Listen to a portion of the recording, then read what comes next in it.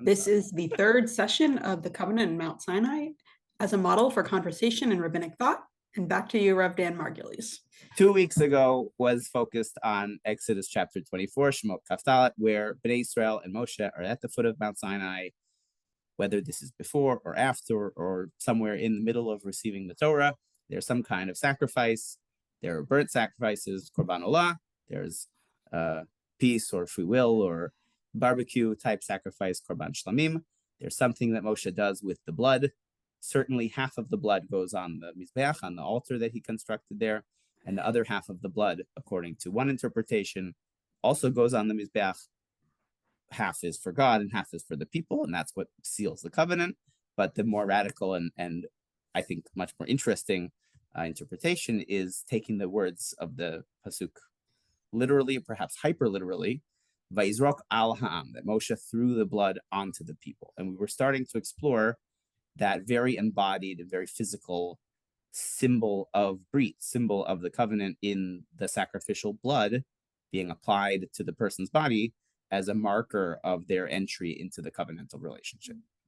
That was 2 weeks ago. Last week, we looked primarily at a Gemara from Masechet Keritot, which is right in the beginning of the second chapter there, discusses the fact that a convert, a ger, is supposed to bring a korban upon their conversion, whether that withholds them from being able to eat from other sacrifices or not, whether that's considered to be mechusar kapara. The technical term is not really our interest right now, though that's what the main focus of the Mishnah there. But the more interesting point that comes out of that discussion in the Gemara we saw last week is that the rabbis were very consciously modeling the stages of the conversion process, or the components of what's necessary, the necessary steps in conversion on the covenant ceremony at Mount Sinai. So they say, okay, we know that there was circumcision because the men of Bnei Israel who were in Egypt and ate from the Korban Pesach must have been circumcised. They quote the pasuk from the book of Joshua that says all of the men who left Egypt were circumcised. Okay. Then they say, and what about this? What about mikvah immersion, which becomes sort of really the central defining feature of conversion to Judaism, especially now, because for women, that's the embodied step that cements your identity as a new Jew. Before the mikvah, person is not Jewish, and after they've immersed in the mikvah, they are Jewish. So that's really the light switch moment where you turn the switch and become Jewish. And where is it derived from? It's derived from not explicit from a pasuk. It's derived from the implication of a pasuk based on a rabbinic dictum, ein hazaya or ein hazaa below tefillah. There can be no sprinkling without having prior immersed in the mikvah. And what sprinkling are we talking about? Apparently, they're referencing, based off the quote that they bring, the concept of the sprinkling of the blood that Moshe did, whether that's, as the Gemara phrases it, hartza'at damim, the presentation of sacrificial blood on the altar. You can't have a sacrifice on your behalf unless you have first immersed in the mikvah. Or, as we started to suggest last week, and this week we're really going to hammer home, there is an alternate way of reading that phrase from the Talmud in Keritot that suggests ein haza'ah below tvila, meaning it's impossible to be sprinkled with something without having first immersed in the mikvah. Martha, you have a question? Yeah, I just want to make 2 comments before you get deeper based on the first 2. One is that it's interesting that the whole idea of a covenant is so physical. It didn't have to be that way. Right.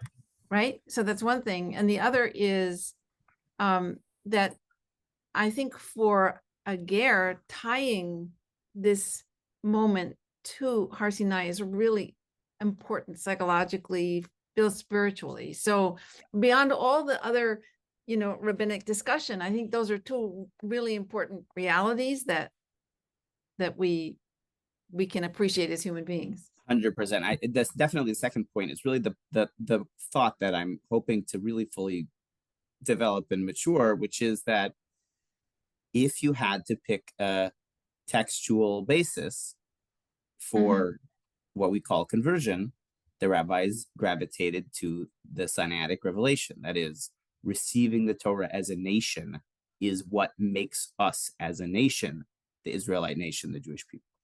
that is the laws of the Torah, the covenant with God, beyond keeping the laws, but the broader context which the laws themselves occupy, right? The laws are the terms of the covenant, but the covenant is the description of the relationship.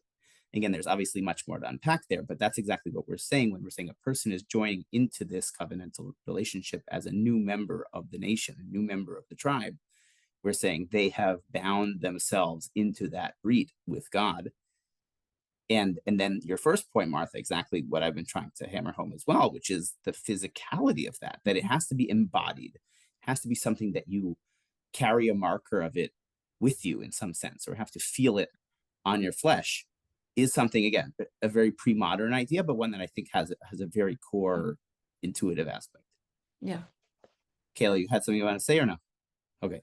So 2 different links for the sources have been dropped in the chat. I think the PDF may be a prior version of the source sheet. It doesn't have all the English, so that's why I put the Google Doc version as well, so people can take a look, and I'll share it on the screen as we read through. So with that, let's go into something new. We recapped most of what we talked about last week, which is the Gemara from Keritot, based off of the psukim in Shemot.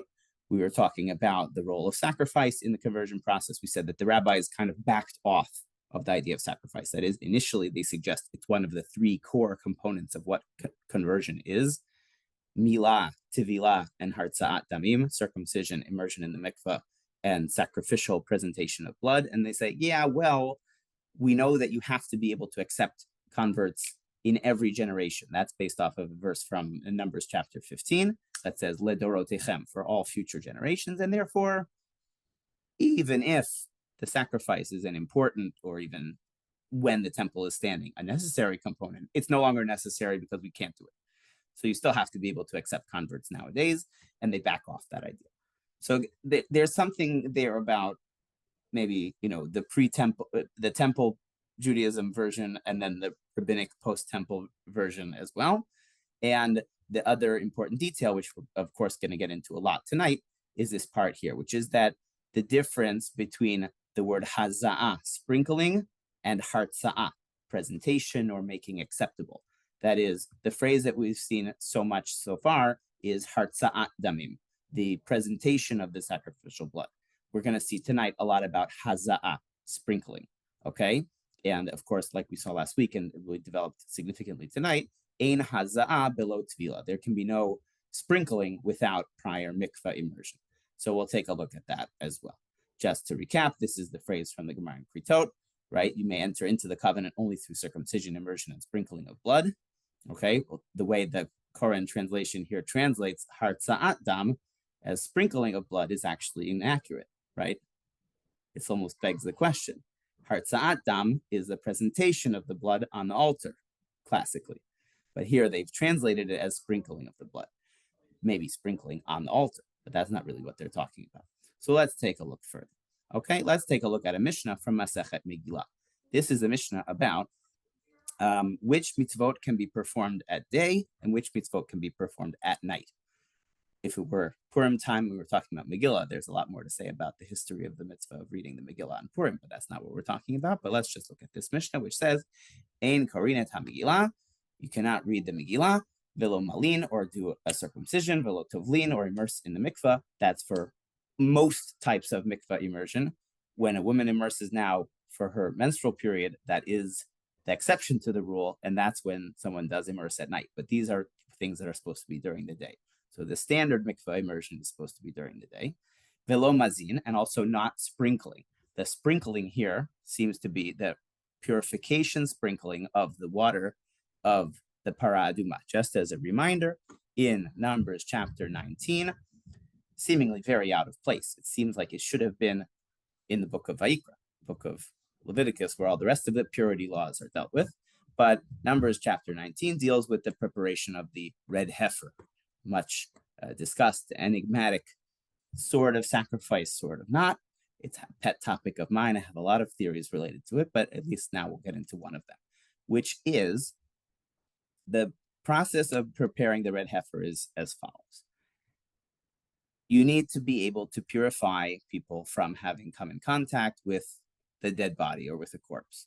The understanding of biblical Judaism is that all forms of tum'ah, of impurity, have something to do with phases of life and death and patterns of biological life in various ways, whether it has to do with illness or normal biological function, whether they have to do with the death of human beings or the death of various species of animals, but basically something to do with the real life and real death aspects of being a physical body in one way or another.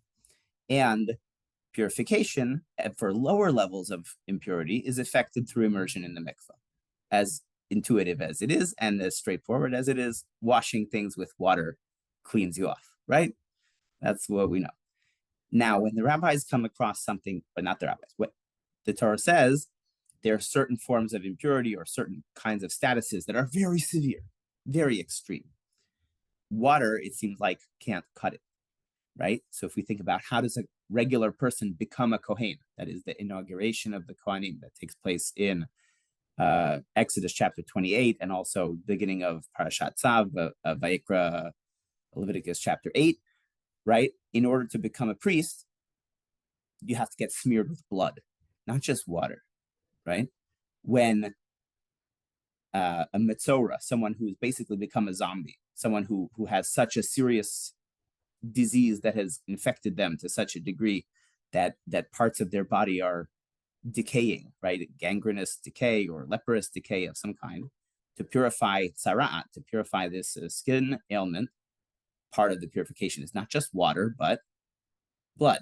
So blood is a very, like I mentioned in the previous weeks, blood is a very potent, powerful symbol. Blood is representative of the life of the animal. Sacrificial blood is, of course, used in the ritual to do the mitzvah. So the sacrificial blood becomes hyper water. Its cleansing ability is even greater than that of water because it contains with it all of this energy and all of this life force that's being channeled. Now, that sacrificial blood, what's going to be the problem when the Israelite nation moves into its permanent settlement in the land of Israel? It's hard to bring sacrifices. You'll have to go to the central sanctuary. You'll have to go to the Mishkan or to the Beit HaMikdash. It's a long trek.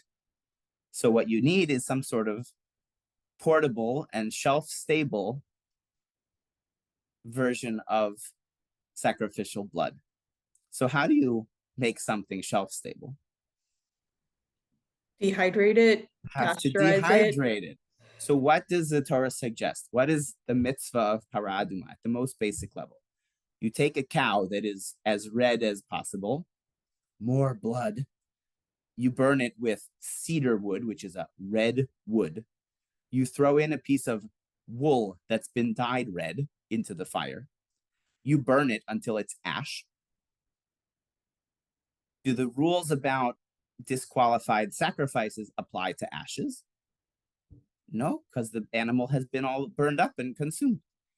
But what happens when you take the bloody, bloody, bloody ashes from the reddest cow you can find with the red wood and the red wool, and you mix it in water? red liquid. It doesn't actually turn red probably, but it's at least evocative of this idea of reconstituting the, so to speak, dehydrated korban chatat, the dehydrated blood of this semi-sacrificial animal. The parah adumah itself is sort of like a korban chatat, the Torah calls it that, but also follows very different rules because it's not sacrificed inside the Mishkan, because if it were, you couldn't take it outside.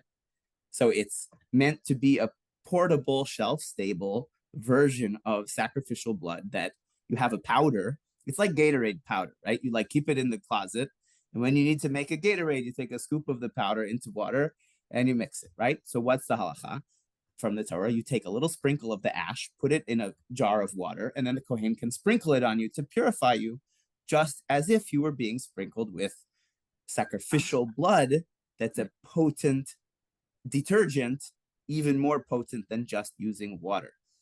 In the words of the Gemara from Masachet Yoma, a little bit farther down, this is source number Zion on the page, you see what the Amoraim suggest, Nichnesu mayim tachat dam.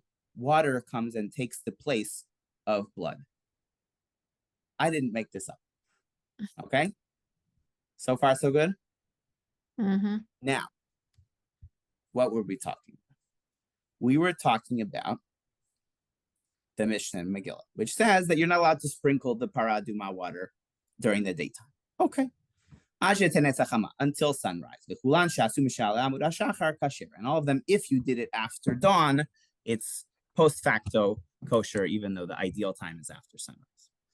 Okay, let's take a look at the Tosafot there in Masechet Megillah. And I apologize here for people maybe don't have the full level of Talmudic background. I try my best to translate. I try my best to explain it. Some of this is a little bit arcane. It's a little bit technical. So if you have questions, raise your hand, ask. Tosafot here are going to develop an idea. And this is this Tosafot in Megillah. I brought many different parallel sources from the Tosafot on the source sheet. We don't necessarily have to look at all of them. But throughout, there is an apparent contradiction, which is that this Mishnah from Masechet Megillah says you can only immerse in the mikveh during the daytime, and you can only sprinkle the paraduma water during the daytime. But there is another source elsewhere that says that you can immerse, apparently makes it sound like you can immerse at night. Let's take a look at that Mishnah. That's the Mishnah from Masechet Parah. Okay? So the Mishnah from Masechet Parah, which is source Yud. Taval et ha'ezov bayom. The ezov is the hyssop branch. It's something like an oregano sprig that they use basically as the sprinkler, as the paintbrush for the water of the parad.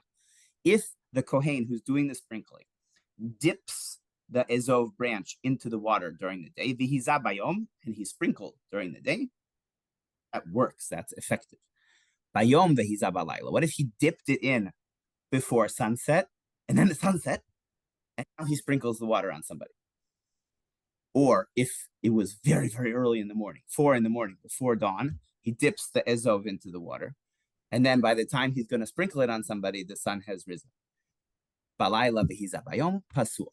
Either of those possibilities are invalid because both the dipping in the water and the sprinkling on the person or the object must take place during the day.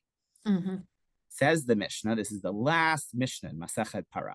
Aval, however, hu atzmo, he himself.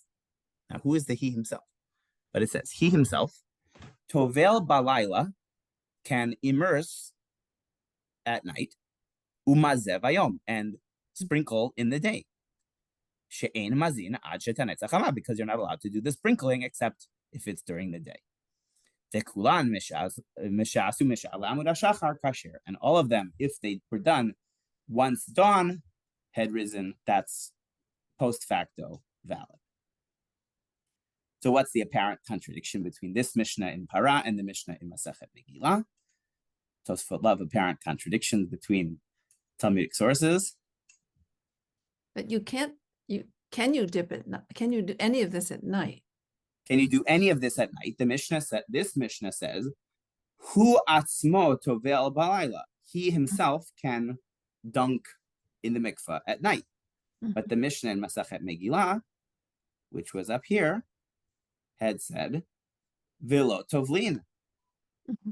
You're not allowed to immerse in the mikveh at night. You could only immerse, except for a woman at the end of the state of Nida. No one should immerse at night, only during the day. So that's a contradiction in these two Mishnayot. Mm-hmm. Comes Rabbeinu Tam, one of the great Tosafos, Rashi's grandson, his youngest grandson. I always love pointing that out. This is such a crazy family dynamic. Rabbeinu Tam has a big brother, who we also know from the Tosafot, Rashbam. Rashbam was 20 years older than his baby brother. Rashbam was 23 years old when Rashi died, and Rabbeinu Tam was 3 years old when Rashi died. Rashbam describes learning with his grandfather. Rabbeinu Tam almost certainly did not do much learning with his grandfather, right? The difference between being 23 when your grandfather dies and being 3 when your grandfather dies, Rashbam had a face-to-face real relationship with Rashi, and Rabbeinu Tam did not. So their style of how they engage with their grandfather's teaching is very different, because they have very different relationship. And of course, Rabbeinu Tam grows up with a huge chip on his shoulder as the baby brother. He has to prove himself against his big brother. So he regularly disagrees and is very innovative and original thinker because he has a chip on his shoulder. Can't you tell I'm a little brother? Okay. So Rabbeinu Tam makes this amazing claim. Perish Rabbeinu Tam. You see where my cursor is here. This is from the Tosafot in Megillah. Dishtei tevilot hein. There must be two different processes of immersion for the purification process of para aduma. Rabbeinu Tam just made this up. He's basing it off of this apparent contradiction between two Mishnayot, but he's creating a totally new construct. Okay, but pay attention because it's going to be crucial for us.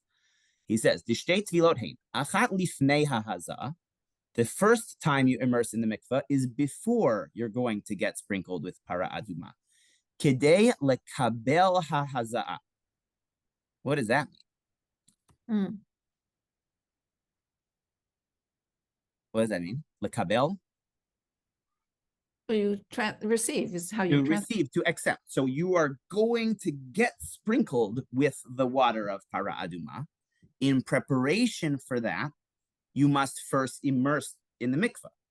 That's what Rabbeinu Tam says. The ota, that one, havia balayla. And that could take place at night. The other immersion, the achat la'achar hahazah, the other time you must immerse in the mikveh is after you got sprinkled with the water of para aduma. The hainu hahidiktiva bikra. That's what's mentioned explicitly in the Torah, v'hahi havia b'yamama, and that must take place during the day. So Rabbeinu Tam has said we had a contradiction about when are you supposed to immerse in the mikveh. Can it only be during the day, or could it even be at night? Rabbeinu Tam says there are two different mikveh immersions. There's a mikveh immersion which takes place before you get sprinkled with the para aduma ash. That could take place at night, the night before, if you like. But the mikveh immersion that must take place after you get sprinkled with para aduma water must take place during the day. So the sequence of events will be as follows. A person becomes contaminated with tum'at mate. They came in contact with the grave, a burial, they're on Hever Kadisha, whatever it is. They touched a small piece of human bone. They went to the cemetery, whatever it is. They wait until 3 days have passed. The night before that third day, they can go to the mikveh. Then the morning of the third day, the Kohen sprinkles them with the ashes, water of para aduma. Then after that, they go to the mikveh again. And then they wait 4 more days till the 7th day. They go to the mikveh, wake up in the morning, daytime, the Kohen sprinkles them, and then they go to the mikveh again. And after nightfall of after that 7th day, then they become fully purified. Okay? Ends up being 4 mikveh immersions, 2 times getting sprinkled with para aduma, and you have to wait till nightfall. So Rabbeinu Tam added 2 more trips to the mikveh to reconcile this apparent contradiction. So far, not what we're talking about at all. But this phrase is very interesting. Achat lifnei hahazah kedei lekabel hahazah. The need to immerse in the mikveh in order to be the recipient of getting sprinkled with the water of para aduma. Yes? And Rabbeinu Tam suggests, because remember he said, oh, it's like it said in Masechet Evamot. Well, that's the Gemara talking about the conversion process. Let's take a look. Oh, and it's our other friend, our Gemara from Keritot, Daf Tet. Okay, so the 2 Gemaras that Rabbeinu Tam is quoting are about the conversion process as well, not just about immersion in the mikvah. Well, why? The Ika Tvila Lifnei HaHazah. The evidence that there is a state of immersion in the mikveh before getting sprinkled with something comes from Keda Amrina, like as we stated in the Gemara Masechet Keritot regarding how our ancestors entered into the covenant. Ma avotechem lo nichnesu labrit, ela b'mila u'tvila ve'hartzat damim. Just like Bnei Israel at Har Sinai entered the covenant by being circumcised, the men, then mikveh immersion, and then the sacrificial moment of Exodus chapter 24. And we said that Tvilah, the immersion in the mikveh, was learned by implication only. What's the implication? So Rabbeinu Tam says, oh, that's what it means. They had to immerse in the mikveh first before they had the sacrifice offered on their behalf and the blood sprinkled on them. Because what line did they say in the Gemara? De'ein haza'ah below Tvilah. There is no sprinkling without prior mikveh immersion. Okay. So it's not crazy what Rabbeinu Tam is talking about. He didn't totally make it up. He's drawing on real evidence from our Gemara. What does he say? The fact that there has to sacrificial blood is derived from Moshe sprinkling the blood. Excuse me. We have this tradition that you cannot have a hazaya, a sprinkling, without having immersed in the mikveh. First, lefaneha, it must have been beforehand. Kedei lekabel hahaza, to be a recipient, to be a receptacle for the sprinkling.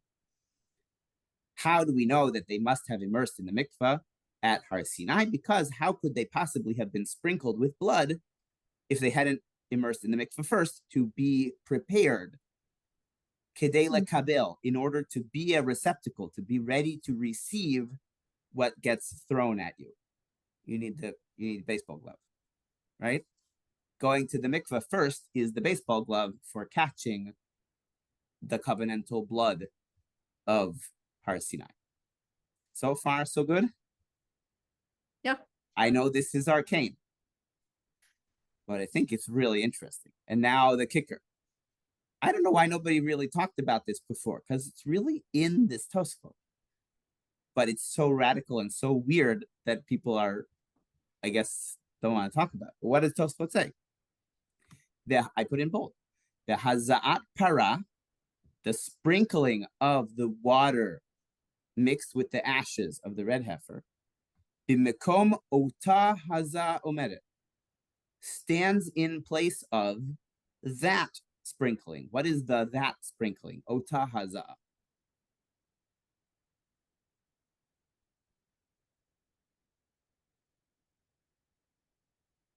What's that?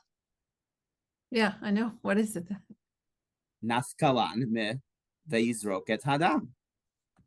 What was the sprinkling that Rabbeinu Tam is talking about, that the para is a stand-in for, or is analogous to?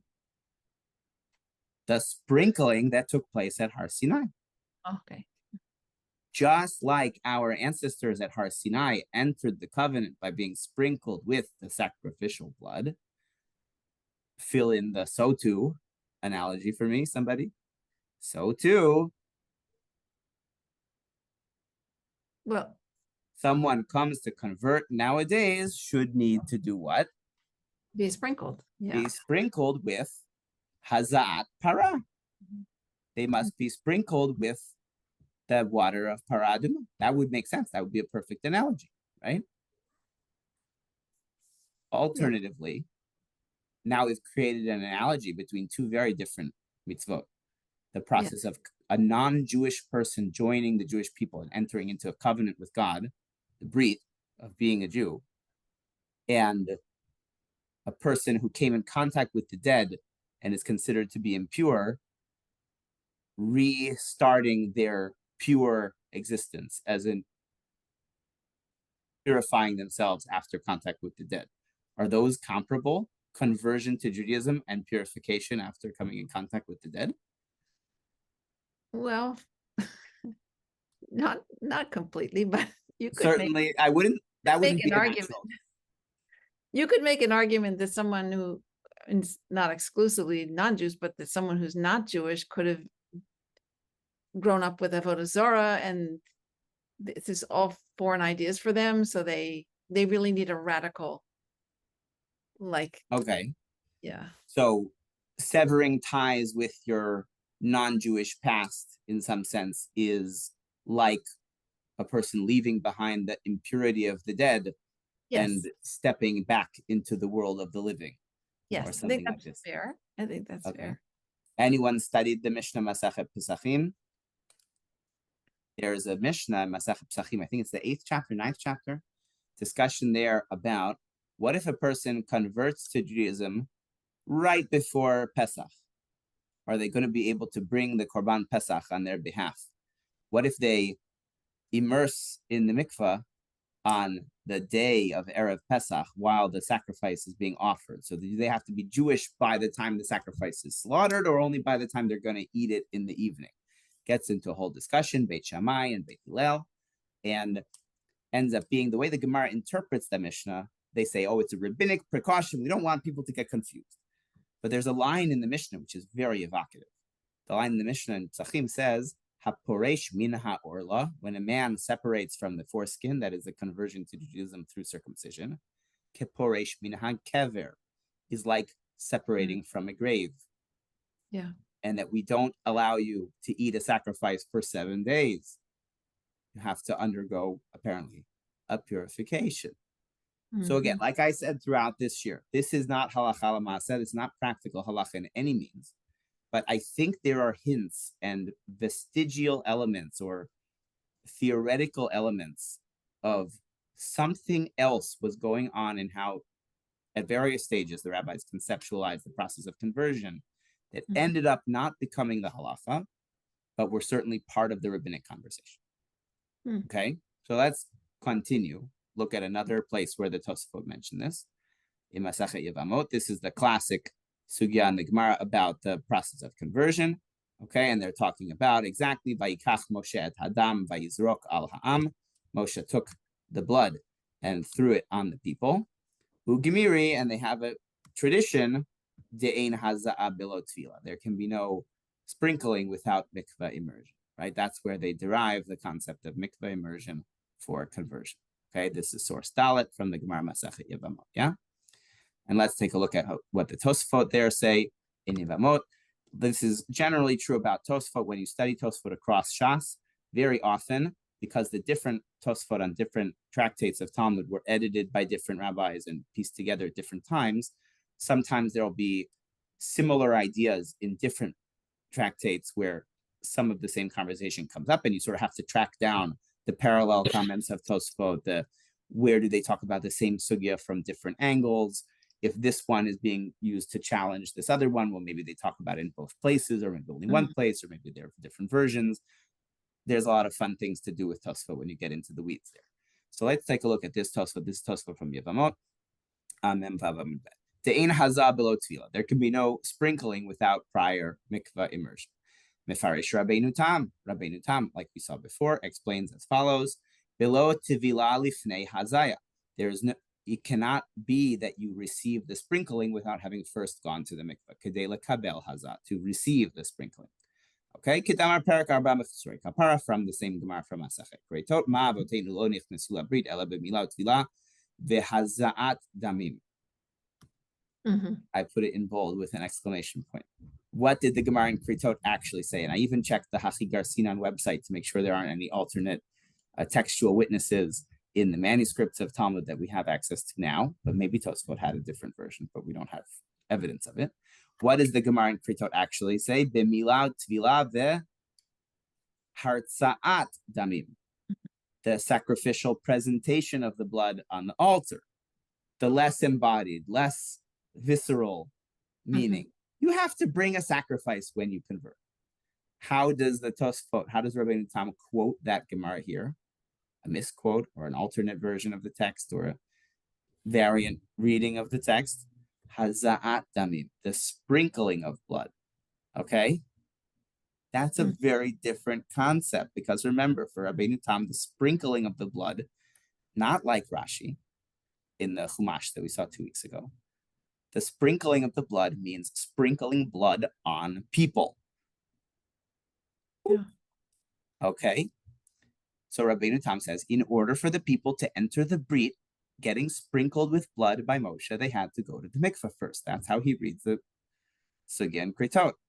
That's how he reads the Sugya in Yevamot. He even quotes an alternate version of the text of the Gemara in Keritot to say haza'at damim instead of hartza'at damim. The otat tvila kshira af balayla, and the same claim that mikveh immersion would have been acceptable at night. Okay, kidnabim basachet para about hu atzmo tovel balayla umazeh bayom inyan tuma yesh od tvila acheret. If you're talking about immersion in the mikveh for a state of purification, well, then you need to go to the mikveh again after you got hit with the water of paraduma. Well, what? Isn't that the only time you would get hit with the water of paraduma? What do you mean le'inyan tuma? Le'inyan tuma. Oh, if we're talking about purification of impurity, then you have to go afterwards also. What's the alternative? Rabbeinu Tam must be describing some other use of the water of paraduma where you wouldn't need to immerse in the mikveh afterward, because it's not about purification. You need to go to the mikveh first to become activated to receive the para aduma water, but you don't have to go afterward, because the afterward part is for purification. You're not doing it for purification, you're doing it for something else. Well, what's the something else? Mystery. Unexplained. Oh, okay. unexplained. Tell me, Martha. I was going to say for conversion, which is not. Okay, again, so that's the line I'm trying to lead you down, right? Which is that the only way to understand this would be to say, Rabbeinu Tam is implying that when it was available, the para aduma water needed to be used for the process of conversion as a marker of the breed, as the reconstituted sacrificial blood that gets sprinkled on you as a marker of entering a covenant with God. Okay. And now last part here in bold. I put the important stuff in bold. That's what you're supposed to use bold for, right? You should not be surprised. If we're going to require haza'ah, sprinkling, how can we accept converts nowadays? Do we have para aduma? No. No. So could we accept converts nowadays? Answer is Well, yes, we have do. to. Yes, we do. And what was the evidence? We saw this last week. How did the rabbis say, oh, it's mandatory to bring a sacrifice when you become a convert? Oh, but we have to accept converts nowadays anyway, because they quoted the pasuk from Numbers chapter 15 that says, O ledorotechem, for all generations. The capacity to accept converts must exist in every generation, regardless of the temple or not, regardless of para adumarna. It's derived from a verse in Masachet Keritot that whatever would hold you back in this time period from accepting converts doesn't apply. Okay? There are things that are mandatory when available, but if they're not available, they're not necessary. Okay? In order to not restrict the capacity of the court to accept converts. But only because we were told explicitly that you have to accept Gerim in every generation. Exactly. So that's the overriding principle. The overriding principle is ledorotechem. The capacity to accept converts must exist in every generation. And then they say, oh, so certain things that may be no longer available, we can dispense with. The things that are universal, mikvah immersion, circumcision, presenting yourself to the Beit Din and accepting the mitzvot of the Torah, etc., those can be done in any generation. So that's going to be the baseline. And then there are other required steps, like bringing a sacrifice, and for Rabbeinu Tam, potentially sprinkling the water of para aduma, that are mandatory when available, but not strictly necessary. Okay? The Gemara from Yoma, as I mentioned before, about nichnesu mayim tachat dam, that water can take the place of the blood. So they talk about, oh, what sprinkling was there at Har Sinai? This is talking about when Moshe goes up to receive the Torah, is being compared to the inauguration of the Kohanim, who get sprinkled with blood, or the preparation for sacrificing the Yom Kippur sacrifices, or for preparing a new para aduma, where the Kohen Gadol is sprinkled with the para aduma water. So all of those three scenarios, Moshe at Har Sinai, a new Kohen, or Yom Kippur, or para aduma, are all compared. Well, sometimes we use water and sometimes we use blood, but the water is para aduma water, which means para aduma water is blood, right? Halachically. That's again my point about the reconstituted, dehydrated blood. Okay. Tosafot in Yoma, okay. It wasn't on Moshe alone that the blood was thrown, rather it was on all the people. Ela kol ha'am, dam habrit, who, right? It's the covenantal blood. Okay, so Tosafot there make a similar point, connecting it to that. Okay, don't have to go through all of these sources necessarily. It's a bit overwhelming, but suffice it to say, in all of these different places, they continue to make the same point. Okay, in the context, this is the commentary of the Rash, that's Rabbeinu Shimshon of Sens. He was one of the later Tosfists, but he wrote a commentary on the Mishnah of Seder Taharot, and he talks about this concept as well in his comments on the last Mishnah in Para, which we saw before. he says something similar as well. But kol hazaot ka'amar bein behazaot damim, bein behazaat mechatat. The principle of prior immersion in the mikveh applies equally, whether you're talking about sprinkling of water, paraduma water, or sprinkling with blood. Well, what's sprinkling with blood? When does a person ever get sprinkled with blood, except Exodus chapter 24, when you get sprinkled with blood at Mount Sinai? Okay, so once again, I think there's a through line throughout the writings of Rabbeinu Tam, as documented in Tosafot across many different Masechtot, where it seems like Rabbeinu Tam was troubled by an apparent contradiction between two Mishnahs. The Mishnah in Megillah that says you can only immerse in the mikveh during the day, and the Mishnah in Masechet Parah that says that hu atzmo tovel balayla, a person can immerse in the mikveh at night, umazeh bayom, as long as the sprinkling of the paraduma water takes place during the day.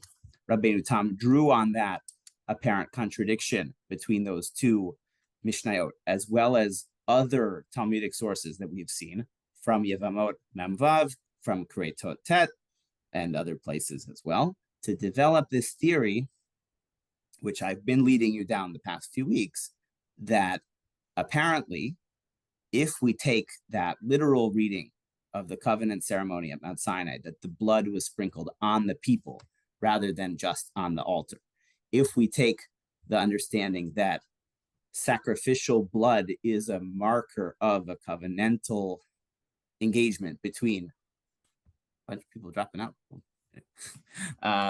A marker of a covenantal relationship between the two parties. You're sharing a meal with God, so to speak, and that's a participation in a covenantal, a treaty arrangement between, your overlord and you're the vassal. Rabbeinu Tam, hundreds of years later, Rabbeinu Tam is in the 12th century, right? 1100s or early 13th century even.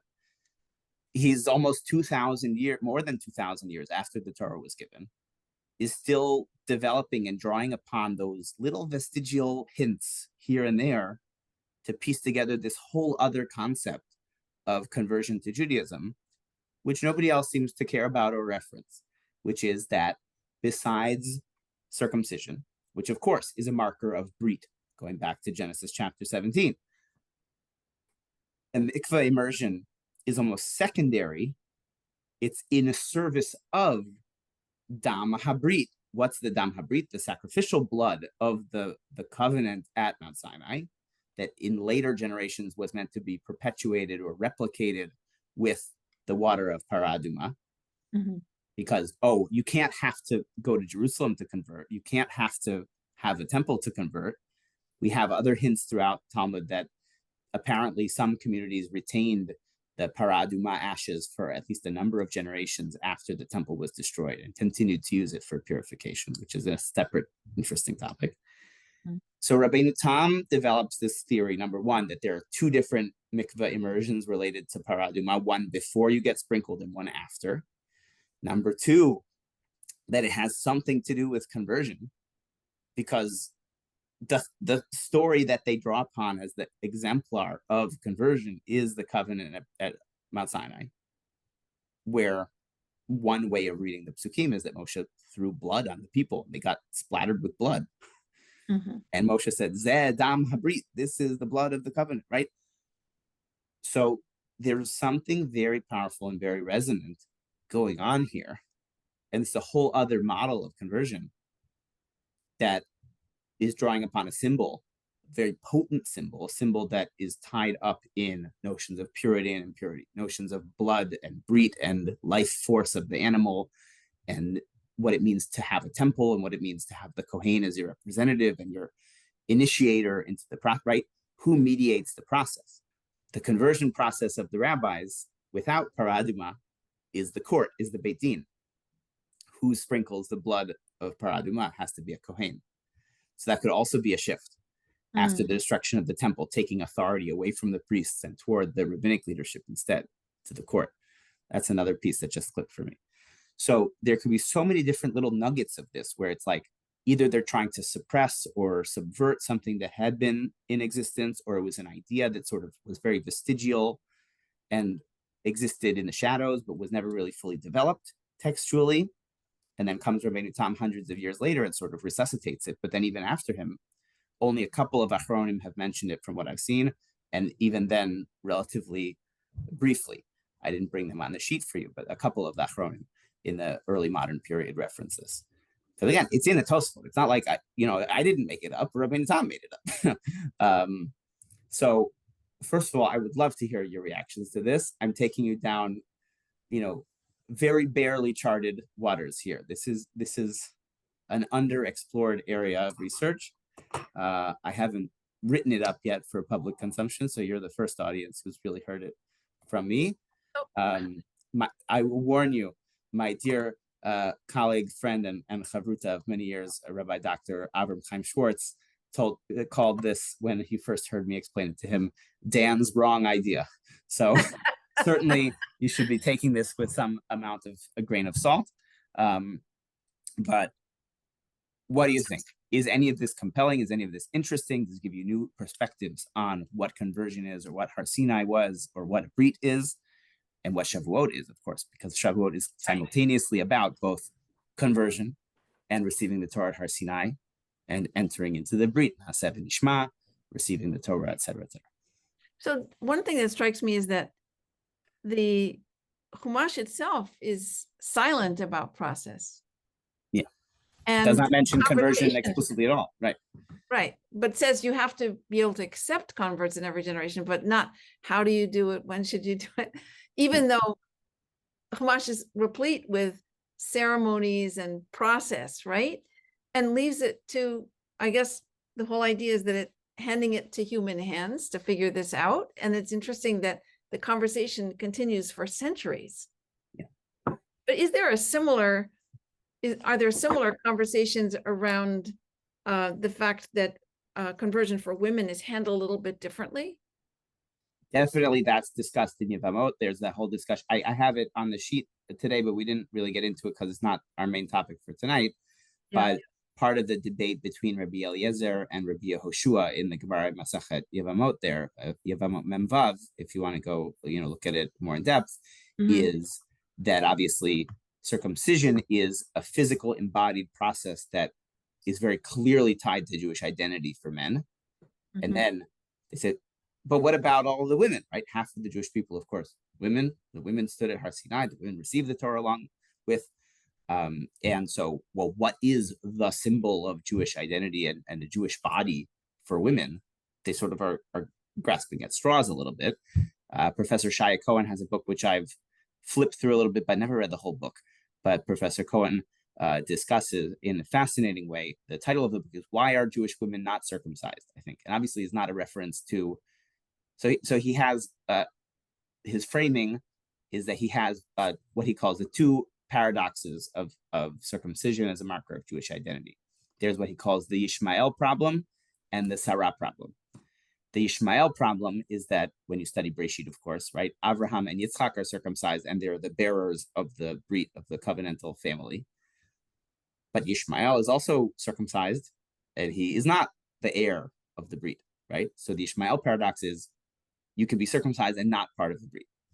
The flip side of that is the Sarah paradox, which he describes, where he says, well, Sarah is, of course, a member of the Brit. She's the mother of Yitzchak. She's the mother of the Jewish people. And Sarah, of course, as a woman, is not circumcised, right? So the question that Professor Cohen deals with in that book is how did the rabbis, and also early Christian sources, I think as well, as a scholar of ancient Judaism, he's sort of interested in that overlap. How did they think about circumcision as a marker of Jewish identity if, of course, women do not have that?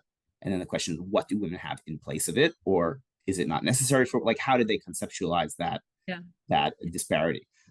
Certainly there are some medievals who connect whether it's pregnancy, whether it's something to do with menstruation, as various embodied processes that are tied to that makes sense. Generation and Jewish identity. At the same time, of course, could be somewhat uncomfortable or disturbing for modern women. Of course, circumcision is quite disturbing and uncomfortable for modern men also, right? In many ways, right? Again, we get into all these debates about bodily autonomy and all these things. It's an 8 days old baby. It's like you're doing a surgery on an 8 days old baby. Like that's part of the terror of it. That's why it's a potent, marker and potent symbol, because it's scary, because it's weird, because, right? So all of these things are obviously worth unpacking much, much more. And certainly, so the Tanaim discussed that, exactly that, which is that women need something in place of Mila, which was the obvious go-to. So Tvila sort of falls in, and then it goes from there. Excuse me. Well, yeah, it's striking how they have to keep going back to Har Sinai, that moment. Right. They have to That's keep the going back moment. there to somehow build a solid structure that's not going to be blown over. Right.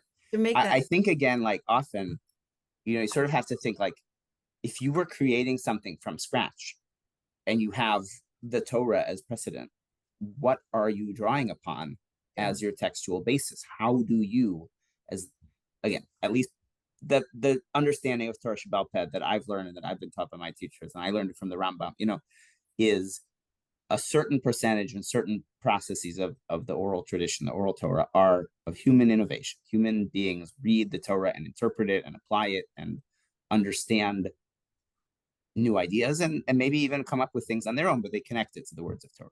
And so, yeah, you're crafting something from scratch, or you're trying to pin down something that until now was very slippery and not well defined. You need to find a precedent. You need to pick something as the moment. And they don't pick Lech Lecha. They don't pick Yaakov's family going down to Egypt. They don't pick Moshe at the burning bush. They don't pick Yehoshua leading the people into the land of Israel, right? You could imagine many different scenarios that would be sort of, oh, what's the moment that we would pick for joining the Jewish people, right?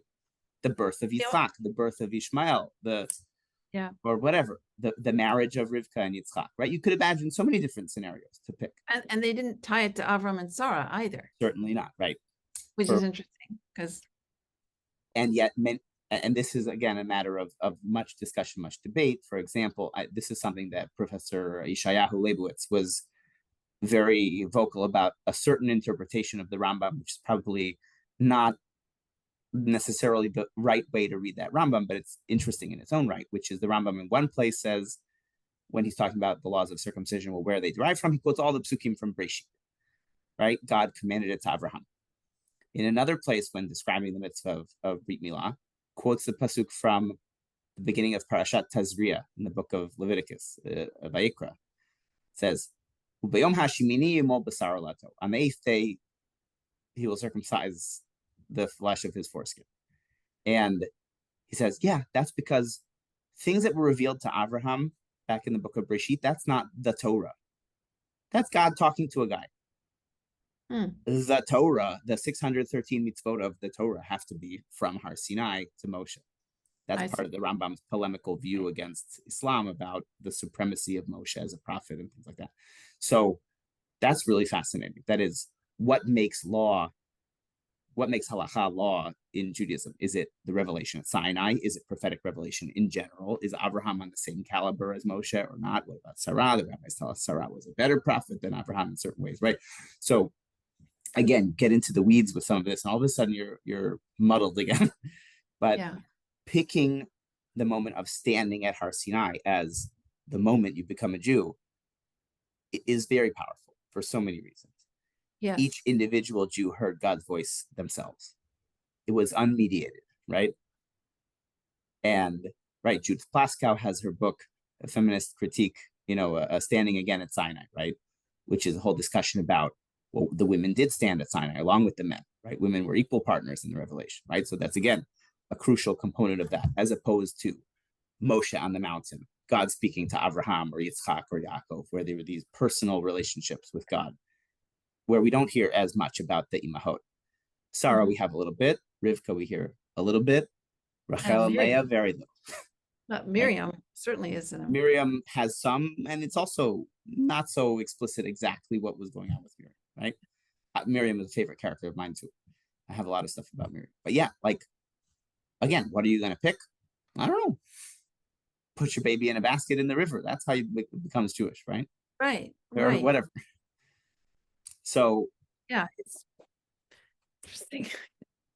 It's interesting that and there's never any word like, oh yeah, you have to make sure that they know what they're buying into. Well, that comes up in the That's sort Gemara of Yevamot. obvious.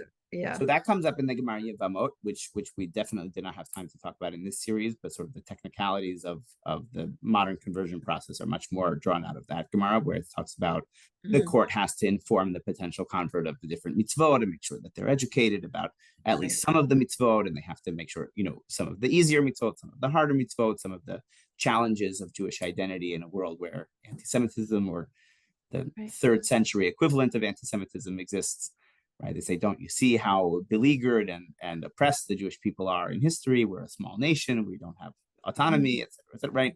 So it comes up in the Gemara there as well, which is maybe part of the backstory for this folkloristic custom of rejecting or pushing away converts initially, is really that you're supposed to remind them, like, yeah, it's tough to be a Jew sometimes, and it is challenging. And that's part of the Har Sinai experience as well. When Israel accepted the Torah wholeheartedly and very excitedly, and then a few days later they made the golden calf. So it's I don't know if any of you have ever seen, there was a show on cable quite a few years ago, and I don't, Rabbi Zirkin knows the story he knows what it is, but I couldn't find my conversation with him on text. But it's about a group of people somewhere in the States, maybe in the Midwest, who are they're trying to raise a paraduma. Okay. And it's all done. And they want to bring it to Yerushalayim, and they find this secret place underneath the whatever's left of the Beit HaMikdash, and they're figuring out how they can. I think this was Dig. I think you're right. I think it might be Dig. But it was, I started watching and I thought, wait, what is this? What is this? I couldn't figure it out at first. Like, what are they doing? It sounds so wild. Well, and of course, because it is wild, right? Like, part of the reminder I always want to stress is, like, when we read Torah, we should remember the Torah is from the Bronze Age. The Torah is from more than 3,000 years ago.